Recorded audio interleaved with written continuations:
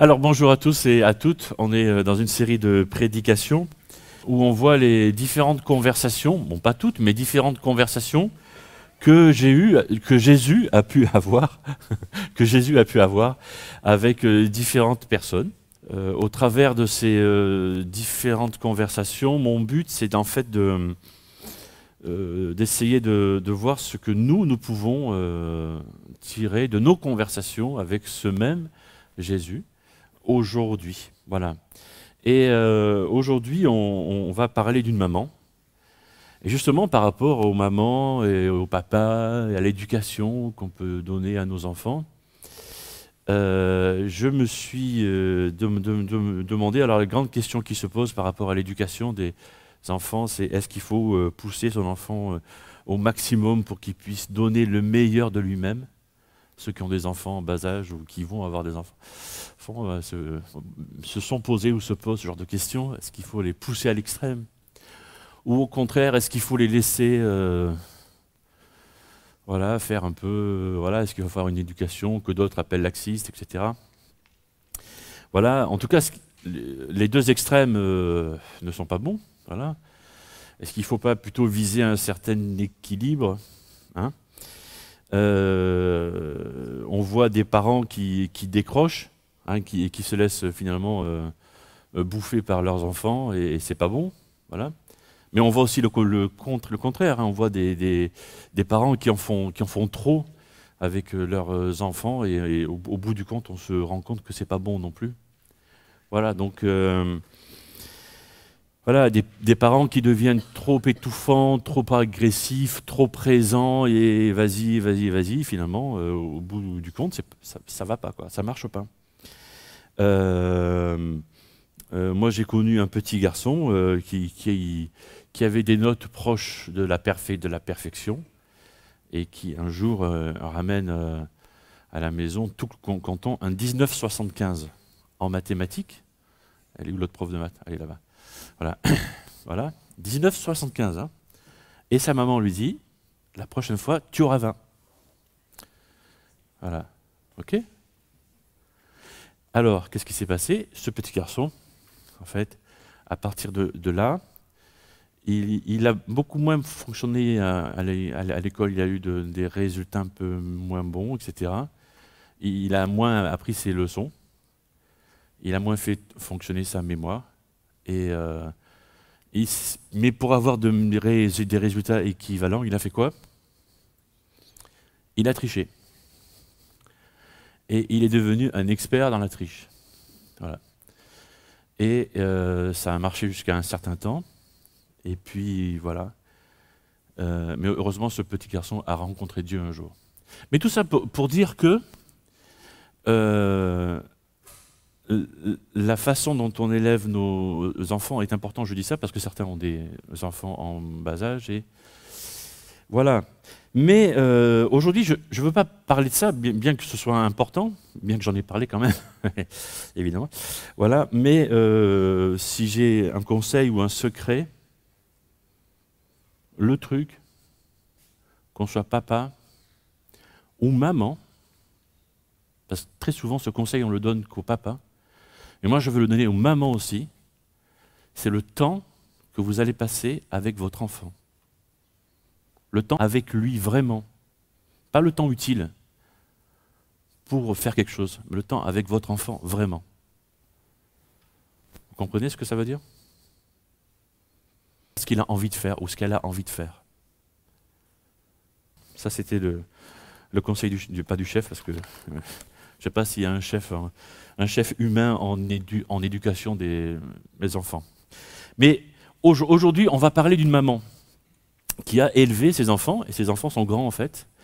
Et on va lire quelque chose qu'elle fait. Voilà, cette femme, qui est la femme de Zébédée, c'est la mère de Jacques et de Jean, et qui s'approcha de Jésus avec ses fils. Okay. Et elle se prosterna devant Jésus et lui demanda une faveur. « Que désires-tu » lui demanda Jésus. Elle lui répondit « Voici mes deux fils. Promets-moi de faire siéger l'un à ta droite, l'autre à ta gauche, dans ton royaume. » Jésus leur répondit vous ne vous rendez pas compte de ce que vous demandez? Pouvez-vous boire la coupe que je vais boire? Oui, lui répondirent-ils, nous le pouvons. Alors Jésus reprit, vous boirez en effet ma coupe, mais quant à siéger à ma droite ou à ma gauche, il ne m'appartient pas de vous l'accorder. Ces places reviendront à ceux pour qui mon Père les a préparées.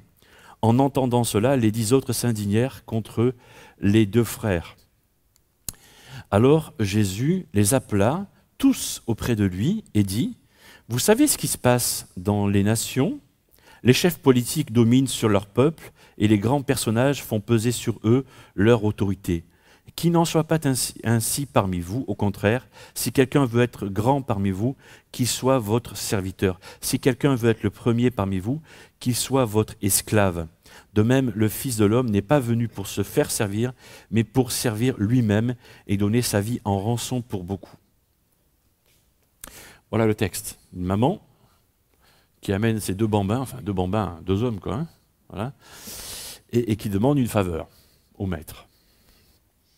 Selon la tradition, la mère des disciples Jacques et Jean s'appelait Salomé.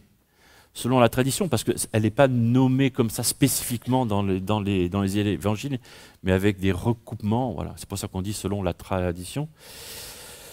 Certains ont supposé qu'elle était peut-être la sœur de Marie ou la belle-sœur, enfin bref, mais ça on ne sait pas trop.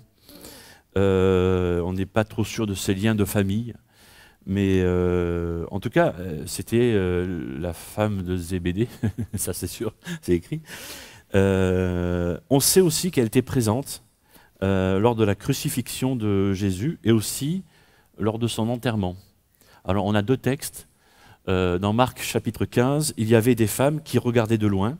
Parmi elles, Marie-Madeleine, Marie, mère de Jacques, le mineur, et de José et Salomé, qui le suivaient et le servaient lorsqu'il était en Galilée. Et puis, toujours dans Marc, au chapitre 16, lorsque le sabbat fut passé, Marie-Madeleine, Marie, mère de Jacques, et Salomé achetèrent des aromates, etc. Donc on voit cette personne qui est proche quand même et qui suit Jésus jusqu'au bout, quoi, mais vraiment jusqu'au bout. Hein. Voilà. Donc une bonne maman, une bonne mère, enfin pour ceux qui sont de Marseille, c'est ça ce que ça veut dire, bonne mère. une bonne maman, mais aussi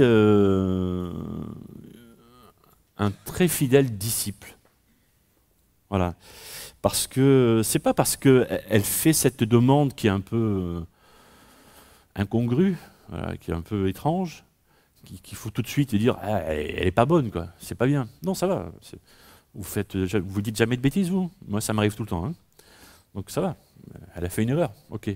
Ça n'empêche pas que tout le reste peut-être sûrement était bon dans sa vie, quoi. Ok. Hein? Mais son approche de Jésus est basée sur 2 choses. D'abord, elle était convaincue que Jésus était le Messie, était le Sauveur qui avait été promis aux Juifs. Voilà.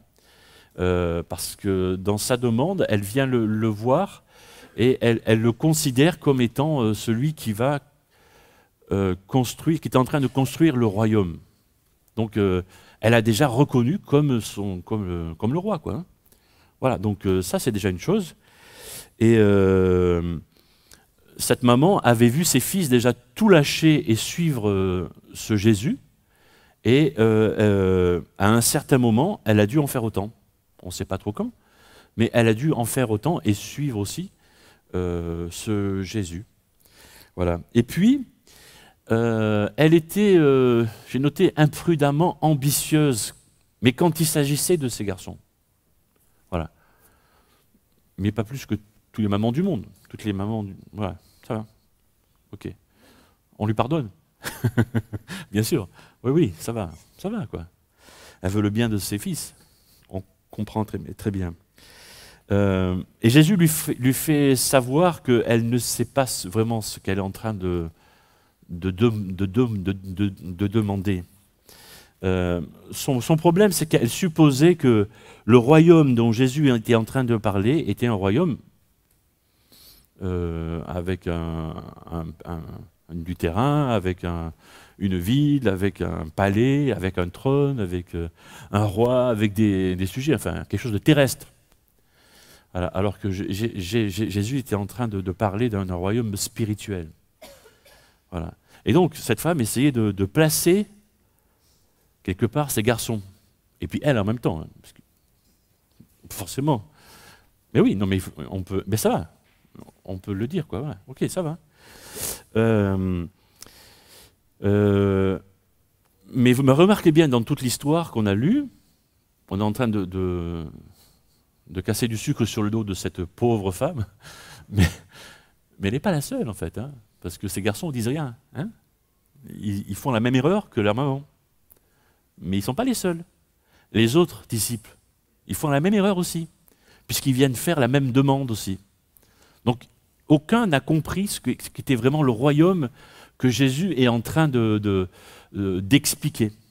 Et d'ailleurs, Jésus, un peu plus tard, va faire une explication de ce que va être ce royaume de Dieu. Voilà. Et j'ai trois choses à vous dire ce matin. La première des choses, c'est je pense qu'il faut que nous apprenions à connaître nos ambitions. Et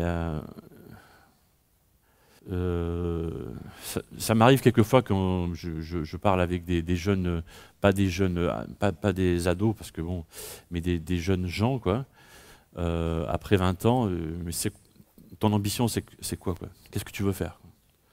Dans ta vie, tu veux faire quoi? Voilà. Alors, peut-être qu'ils ont choisi une branche, un métier, ouais, d'accord, c'est bien. Mais oui, un métier, ça va. Ça va t'occuper, ça va te permettre de vivre. Ok, super. À part ça. À part ça, quoi. Voilà. Donc, alors, y en a qui vont dire, moi, je veux m'acheter une maison, avoir un terrain, je sais pas, l'ambition, tiens, m'acheter un fusil, partir à la chasse tous les dimanches quand c'est la chasse. Voilà, ok. Ok, d'accord, c'est une passion, machin, ok, d'accord. Je sais pas.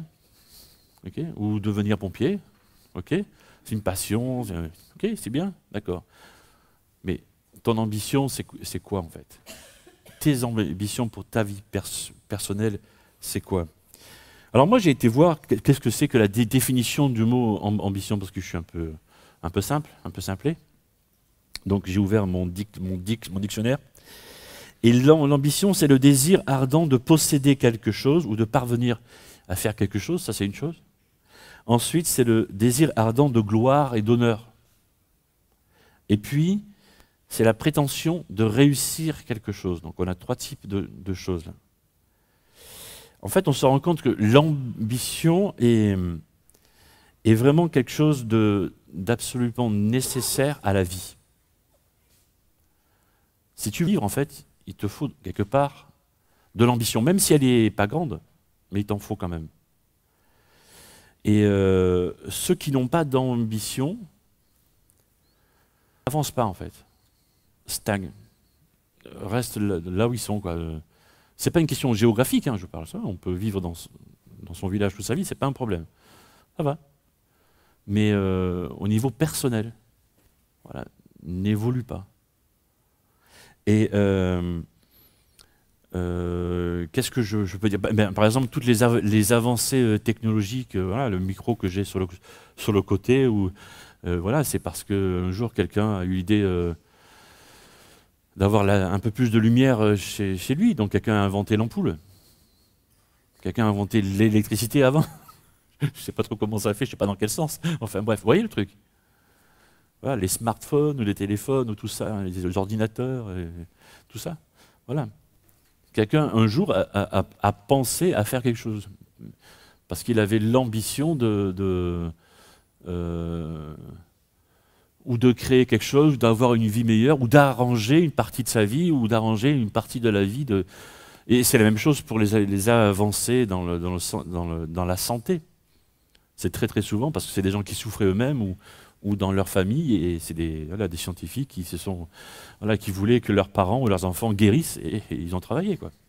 Voilà. Leur ambition, c'était ça. que leur papa, que leur maman, que leurs enfants guérissent. C'est super, non? C'est génial ça. Voilà. Et grâce à eux, on peut se soigner de la grippe, on peut se soigner de ceci, de cela, de je ne sais pas trop quoi. Ok. Voilà. L'ambition, en fait, c'est l'énergie qui fait bouger les choses. Ça nous bouge. Voilà, ça nous fait avancer. Ça, c'est le bon côté de l'ambition. Mais l'ambition a aussi son côté obscur. Le Dark Vador de l'ambition, c'est quand elle est plus toxique, elle est concentrée sur soi-même. C'est l'ambition pour moi. Voilà. C'est je suis ambitieux, et c'est très souvent comme ça qu'on entend ce mot-là. C'est ambitieux pour moi-même. C'est comme ça qu'on entend ce terme-là. Voilà. Alors que c'est pas tout le temps comme ça que l'ambition se vit. Et j'ai pris un exemple. Voilà, j'ai pris l'exemple du cyclisme. Voilà, je sais que certains ou certaines aiment bien le Tour de France. Ok ? Eh bien, on a des valeurs là qui ont été compromises par l'ambition toxique. Voilà. Mais il n'y a pas que dans le cyclisme que certains se dopent, il y a dans d'autres sports. Et voilà. Alors c'est quand même fou. Le sport, on sait que c'est fait pour faire aller mieux la santé. Voilà. Voilà. Et puis, d'autres, c'est une des valeurs principales, quoi.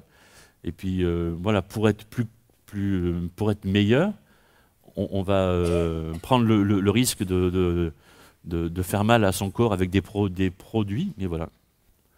Mais ça, c'est une ambition toxique, pour être le premier. Ça, c'est l'ambition toxique. Faire des compromis sur ses valeurs. Un autre exemple, dans le monde du travail. Je suis cadre, et je veux prendre la place du cadre qui est au-dessus de moi, et je veux faire tout ce qu'il faut pour ça, quoi. Ça n'existe pas? Non? Oui, bah oui, on est d'accord. C'est de l'ambition personnelle, de l'ambition toxique. Voilà. Donc, c'est pas... certains le font, et c'est pas très beau, quoi. Voilà. Voilà. Alors, si on revient à l'exemple qu'on a pris à cette maman, par rapport à quand elle présente ses deux fils à son Messie, à celui qu'elle a reconnu comme son sauveur, c'est intéressant parce que elle a deux faces. Elle nous présente la face, elle est elle-même disciple de Jésus, on la voit, elle a suivi Jésus jusqu'à la mort, parce qu'elle était là devant la croix, et tous les hommes, ils étaient... ils s'étaient barrés, les femmes étaient là, hein, hein, messieurs? Non, mais oui, c'est ça. Ok. Mais elle était là. Ok. Elle était là même 3 jours après, donc le dimanche, pour aller finir les préparatifs, pour embaumer le corps, etc. Donc jusqu'au bout, quoi, vraiment. Donc, ambition positive, si je peux dire, et ambition négative, quand elle présente ses fils à Jésus et qu'elle fait cette demande un peu bizarre, quoi. Donc, ces deux faces-là. Quelle personne? Réfléchissez un peu. Hein? Exactement. Ça me rappelle moi, en fait. Ça nous rappelle nous. On est comme ça. C'est-à-dire capable d'être ambitieux pour soi-même. C'est-à-dire que moi, je suis capable d'avoir de l'ambition pour moi-même, je pense à moi. Et puis le lendemain, je suis capable d'avoir de l'ambition pour les autres, de me mettre à servir les autres. Hein. On est tous capables de ça, de donner sa chemise à n'importe qui, se retrouver nu presque. Et puis le lendemain, me dire non, moi j'ai froid, moi je garde ma chemise, dit oh. De ça. Voilà, on est tous capables de ça. Alors, face à ça, parce que quand on devient adulte, On est capable de discerner quand on est gagné par cette ambition toxique. Il faut déjà reconnaître ça. Et quand on se sent gagné par cette ambition toxique et mauvaise, la première des choses, c'est de le reconnaître. Dire attention, là, en soi-même, quoi. Dire attention, là, je suis peut-être en train de foirer, quoi. Je vais dans le mur, quoi. Ok. Parce que Dieu, en fait, ne peut pas changer ce que nous n'acceptons pas comme défaut. Que Dieu va nous dire, il y a ça chez toi qui ne va pas, mais tant que tu ne dis pas, oui, c'est vrai, il y a ça chez moi qui ne va pas, tu ne peux pas commencer à le changer. Commencer seulement, pas le changer, hein. Commencer. Voilà. Donc la première des choses quand on est atteint par cette ambition toxique, c'est comme ça que je l'appelle, quand on est ambitieux pour soi-même, c'est commencer déjà à le reconnaître. Dire, attention, là je suis en train de... ça va pas, je déraille, quoi. Voilà. Et là Dieu est en train de parler, le Saint-Esprit est en train de parler à notre cœur. Et à ce moment-là, qu'est-ce que tu fais? Tu as deux choix. Soit tu dis à Dieu, je m'en fiche, je fais ce que je veux. C'est ton choix. Fais ce que tu veux. Soit tu changes, tu recules et tu arrêtes de penser à toi.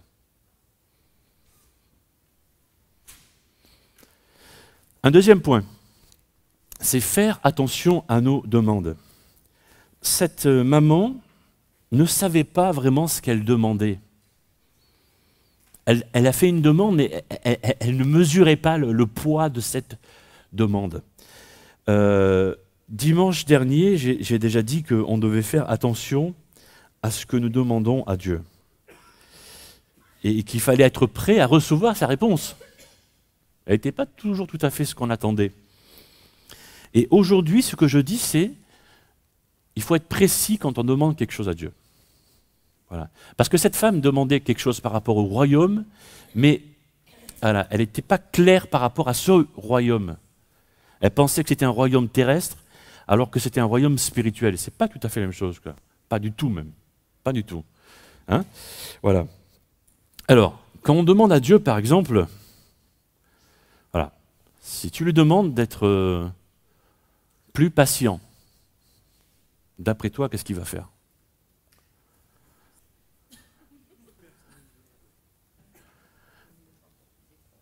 Il va nous mettre avec des personnes qui vont nous casser les pieds, en fait. C'est pas vrai?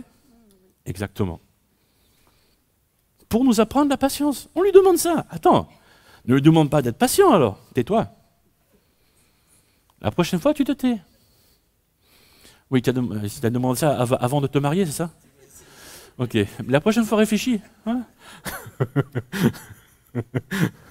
Mais tu ne sais pas ce qu'elle a demandé. Fais attention. Fais attention. Voilà. Ok?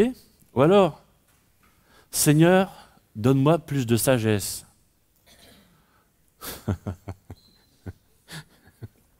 Qu'est-ce qu'il va faire Dieu? Vous dire ce qu'il fait. Ce qu'il va faire. Parce que c'est une prière que j'ai fait, moi. C'est une prière que j'ai fait. Il va vous mettre avec, pas toujours, hein, parce que vous allez commencer à réfléchir. Il va vous mettre quelquefois avec des gens qui n'écoutent pas vos conseils.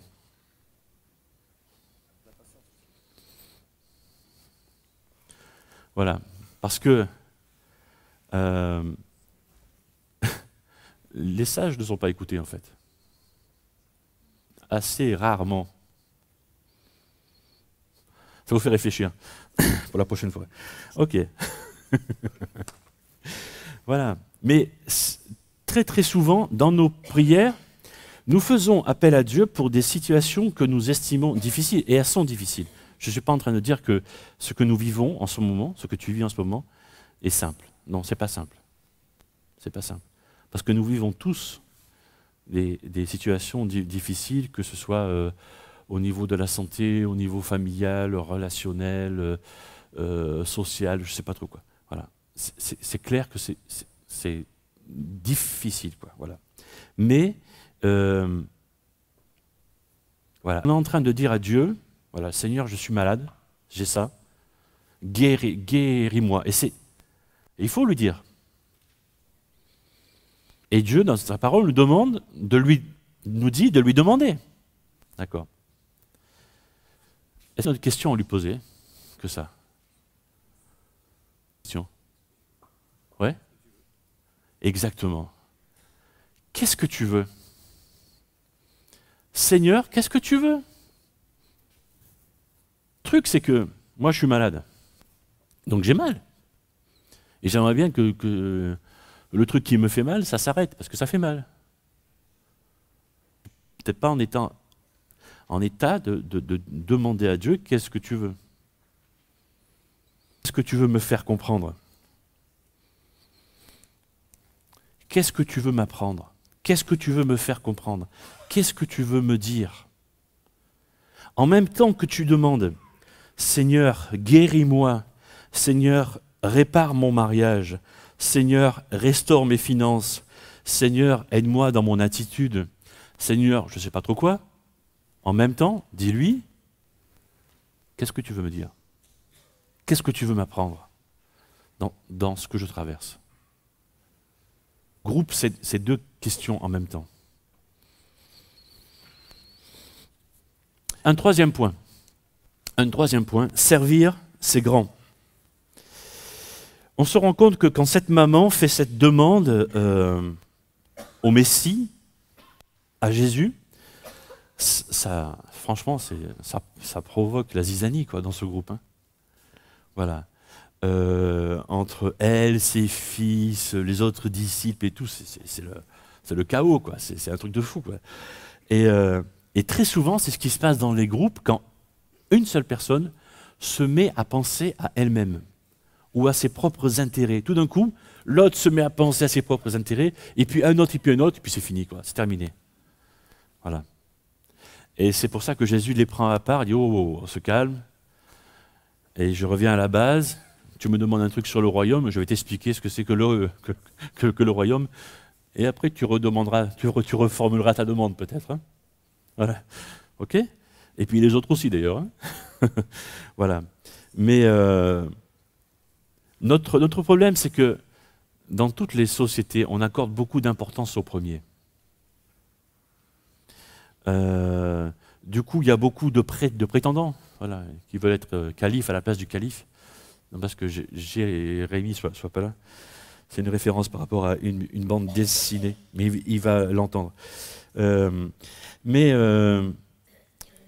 y a... c'est là-dessus hein, que reposent toutes les téléréalités, tous ces jeunes gens qui passent à la télévision et qui veulent être vus. Voilà, ils pensent qu'en étant vus, ils vont devenir numéro 1 quelque part.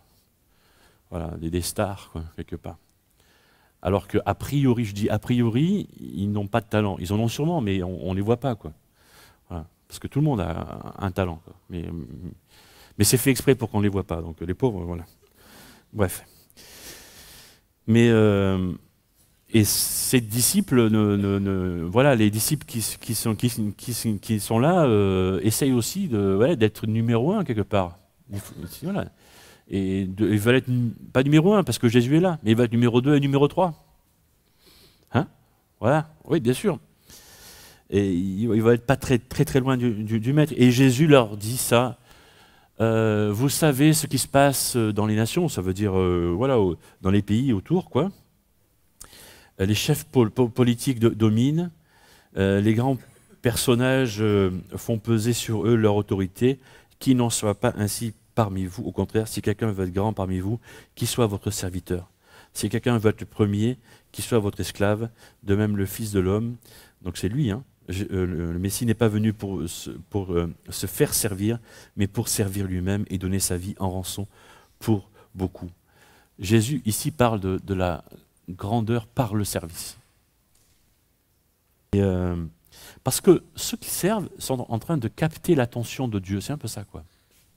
Voilà. En fait, ceux qui servent sont en train de faire ce que Dieu veut. C'est pour ça qu'ils captent l'attention de Dieu, parce qu'ils font ce que Dieu veut. C'est tout. C'est aussi simple que ça. Voilà. Et moi, je suis vraiment heureux de voir que dans notre Église, on pratique le service à tous les niveaux, s'il y a des niveaux, je ne sais pas si ça existe. Bon, voilà. Et on se sert les uns les autres, et Dieu est heureux de ça, j'en suis sûr. Je suis convaincu de ça. Voilà. Et voilà, si certains veulent servir, faut demander, il y a de la place encore, quoi. Voilà. Hein. Voilà, je vais prier et puis on va chanter encore un chant. Seigneur, merci parce que ce matin encore, tu nous as parlé au travers de cette maman qui aimait tellement ses fils qu'elle a voulu les placer à tes côtés, mais voilà, c'est pas toi qui avait ce pouvoir de choisir à ce moment-là. Et Seigneur, merci parce que tu nous parles encore au travers de ces discussions que tu as eues avec toutes ces personnes. Seigneur, peut-être que l'un ou l'autre a été interpellé ce matin au travers de ses ambitions personnelles, et peut-être que l'un ou l'autre a une ambition un peu toxique qu'il aimerait confesser devant toi maintenant, et il ou elle est en train de le faire, Seigneur, et tu vois ce cœur ouvert devant toi. Merci Seigneur pour ça.